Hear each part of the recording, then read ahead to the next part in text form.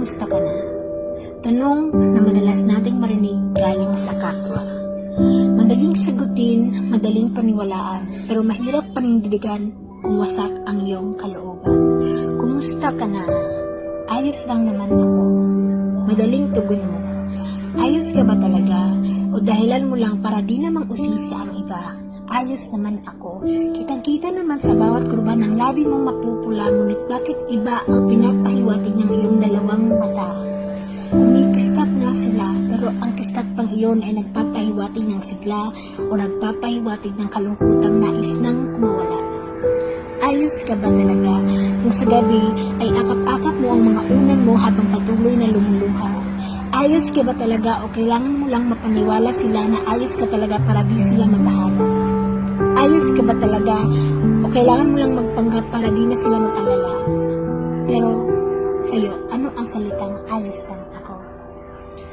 Yun ba yung nakangiti at tumatawa ka buong araw? Pero sa gabi, pagtangis lang siyang nag-uumapaw. Kailan mo huling damdaman ang tunay na pagiging maayos? Tipong nalulunod ka na sa sayang umaagos. Walang bahid ng anong lungkot at pagtangis na bumabalot, purong sigla at ligaya ang siyang lumulukob. Kailan mo huling naramdaman ang tunay na sigla? Kailan mo huling naramdaman ang tunay na saya? Kailan ba? Kailan nga ba? Hindi mo na ba maalala? Halika kaibigan at ako'y may ipapakilala. Siya ang aking kaibigan at gusto ka rin niyang makilala. Nais niyang ikay maging tunay na maayos at lumigaya. Ayaw niyang maging malungkot ka, kaya halika na't sa akin ikay sumama. Sumama ka sa akin at dadalhin kita sa kanya.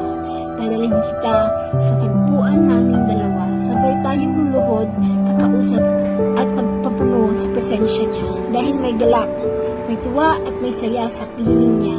Kung hindi mo man maalala ang panahon kung saan tunay ang iyong kasiyahan, hayaan mong bigyan kanya ng bagong karanasan na magpapaalala sa iyo kung ano ang tunay na kagalakan at kasiyahan. Sa kanya ay walang luhang